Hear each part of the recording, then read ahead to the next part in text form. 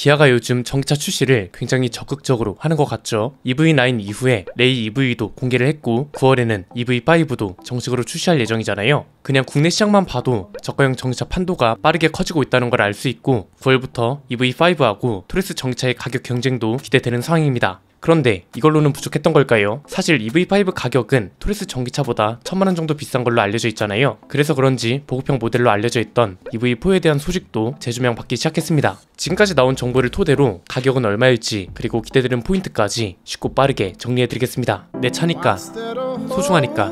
그런데 이 많은 걸 대체 어디서? 세차용품 넘버원 N09 EV5는 스포티지급으로 알려져 있고 EV4는 셀토스랑 비슷한 크기인 걸로 알려진 차죠. EGMP 플랫폼으로 만들어지고 후륜 구동 싱글 모터, 사륜 구동 듀얼 모터 이렇게 두 가지 모델로 나뉘어서 출시될 거라고 합니다. 내연기관차로 치면 셀토스 크기지만 전기차 중에서는 니로 EV와 크기가 비슷하다고 합니다. 여기서 중요한 건 전기차 전용 플랫폼으로 만들어진다는 거죠. 크기는 니로 EV와 비슷하지만 이 덕에 공간은 더 넓고 주행거리는 더 길 거라고 전망하고 있습니다. 이미 스파이샷이나 예상도를 통해서도 알 수 있지만 기아의 새로운 패밀리 룩이 되고 있는 세로형 헤드램프가 적용된다고 합니다. 아직 배터리 스펙은 알려지지 않았지만 최근 현대차그룹의 방향을 봤을 때 저가형 모델이기 때문에 LFP 배터리가 장착될 가능성이 크죠. 그런데 한국산이 들어갈지 중국산이 들어갈지는 아직 모릅니다. 지금 당장 출시되는 차라면 중국산 배터리 장착 가능성이 높다고 할 수 있습니다. 그런데 EV4의 출시 시기가 2025년으로 알려져 있잖아요. 2025년이 굉장히 중요한 시기입니다. 현대차그룹이 지금은 LFP 배터리를 CATL과 협업하고 있지만 2025년부터 국내 기업하고 협업하겠다고 선언하는 시기이기 때문에 우리 배터리 기업에 LFP 배터리가 들어갈지는 아직 모르는 상황입니다. 2025년 출시이기 때문에 개발 단계는 지금부터 시작이니까 중국산 배터리가 들어갈 수도 있고 아니면 우리 기업 배터리 장착을 고려해서 개발하고 출시 때 국내 기업 배터리를 장착할 건지 이건 지켜봐야 할 것 같네요. 아마 가장 관심이 뜨거운 건 가격일 겁니다. 지금까지 나온 정보를 종합해보면 30,000달러 이하로 나올 가능성이 크다고 합니다. 30,000달러면 우리 돈으로 3,900만원 정도 하는 거고 보조금을 포함하면 시작 가격은 2,900만원 정도가 되겠죠.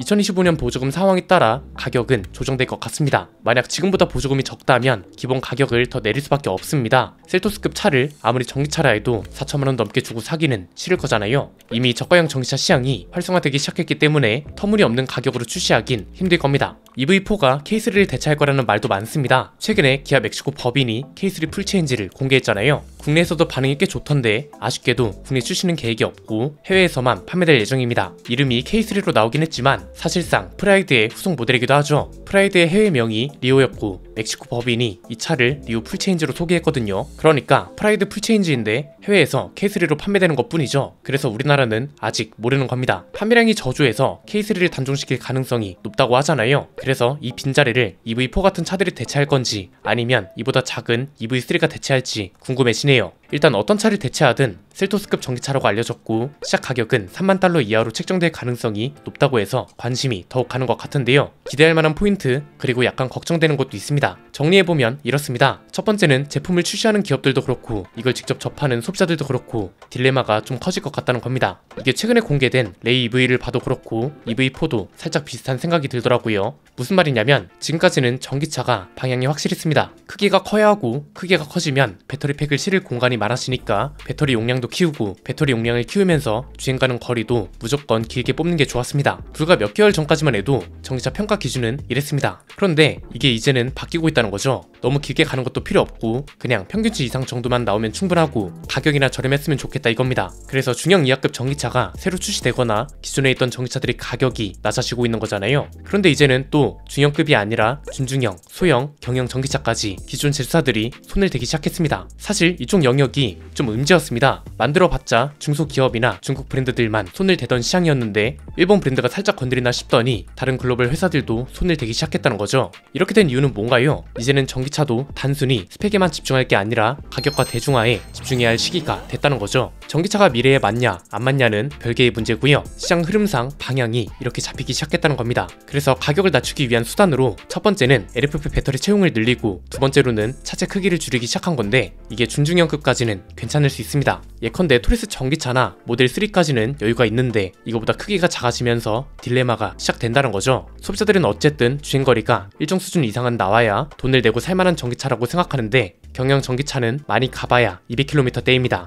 이건 레이 EV만 그런 게 아니라 일본 경영 전기차들도 마찬가지입니다. 이게 과연 잘 팔릴 거냐 이거죠. 만약 가격이 옛날 경차만큼 저렴해서 1000만원 초반으로 충분히 살 수 있다면 괜찮습니다. 그런데 개인 구매자가 수천만 원을 주고 크기도 작고 주행거리도 짧은 차를 살 거냐 이겁니다. 아마 이게 가능하려면 자동차라는 개념이 제정이 되어야 할 수도 있습니다. 언제 어디든 갈 수 있도록 만들어주는 이동 수단이 아니라 내 생활 반경 내에서만 이동을 도와주는 수단이 된다거나 개인 소유물이 아니라 공유 경제의 일환이 된다면 가능합니다. 그래서 딜레마란 건데 가격을 확 낮출 거냐 주행거리를 일정 수준 이상 잡을 거냐 둘 중 하나일 겁니다. 두 번째는 이렇게 되면 소형과 중형 사이에 있는 전기차들의 경쟁이 굉장히 치열해질 거란 겁니다. EV4와 EV5, 토리스 전기차와 토리스 픽업 트럭 이런 차들의 경쟁이 치열해진다는 건데 이게 은근 내연기관차 시장도 비슷하게 흘러가고 있습니다. 중형 이상은 현대기아차가 독주 중입니다. 소렌토, 카니발, 그랜저 이렇게 중형 이상은 잘 나가는 차가 뚜렷하잖아요. 그런데 중형 아래로 내려오면 스포티지, 토레스, 투싼 이렇게 나뉘고 소형급으로 내려오면 셀토스, 트렉스, 코나, XM3, 티볼리 종류가 훨씬 다양해집니다. 앞에서 말씀드린 딜레마는 사실 경형급에서 심하게 적용되는 말인 것 같고요. 소형과 준중형급 전기차들은 경쟁이 굉장히 치열하고도 어려울 것 같다는 거죠.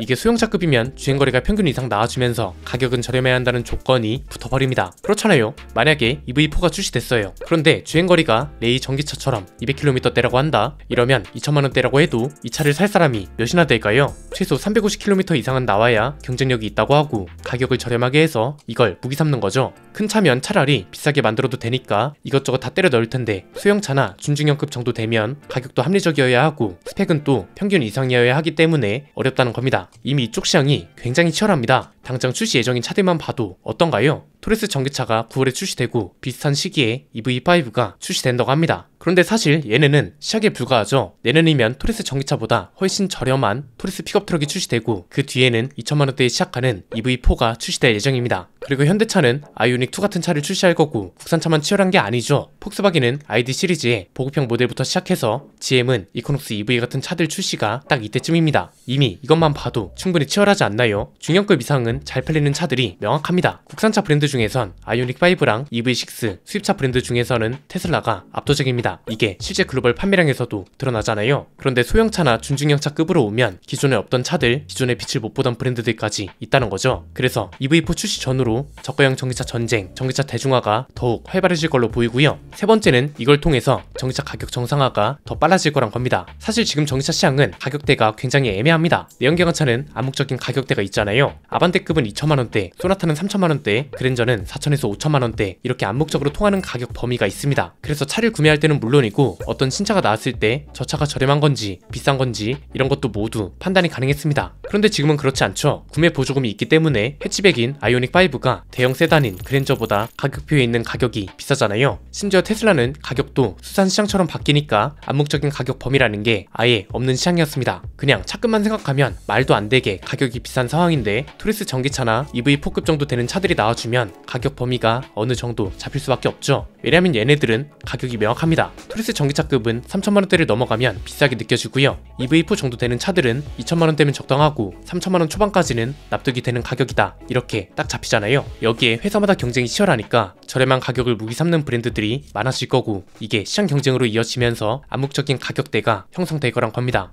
이미 테슬라도 이쪽으로 신경을 쓰기 시작했고 KG 모빌리티나 현대기아차, 폭스바겐 이런 대중 브랜드들이 준중형 이하 전기차에 집중하기 시작하면 이쪽 시장 가격이 잡히고 준중형 이하 시장 가격이 잡히면 중형 이상 전기차도 시장 가격이 잡히는 거죠. 예컨대 EV4 가격이 보조금 포함 2,900만원인데 EV6는 보조금 포함 6천만원이래요. 이렇게 되면 차급은 차이가 얼마 안 나는데 가격 차이는 너무 심하니까 중간 수요가 확 비어버리게 되는 거잖아요. 그래서 한쪽만 잡히면 다른 한쪽도 균형을 찾아가기 마련이기 때문에 가격 정상화는 이미 정해진 방향이란 거고요. 토리스 전기차를 시작으로 EV5, EV4, 아이오닉2, ID2 이런 차들이 출시되고 경쟁을 이어가면서 가격 정상화 속도가 더욱 빨라질 겁니다. 이제 우리가 여기서 봐야 할 건 LFP 배터리가 정답이 될 거냐, 다른 보급형 배터리가 등장하느냐 이런 거겠죠. 오늘 내용은 여기까지입니다. 내용이 유익하셨다면 구독과 좋아요, 알림 설정 부탁드립니다. 지금까지 저는 안피디였습니다. 감사합니다.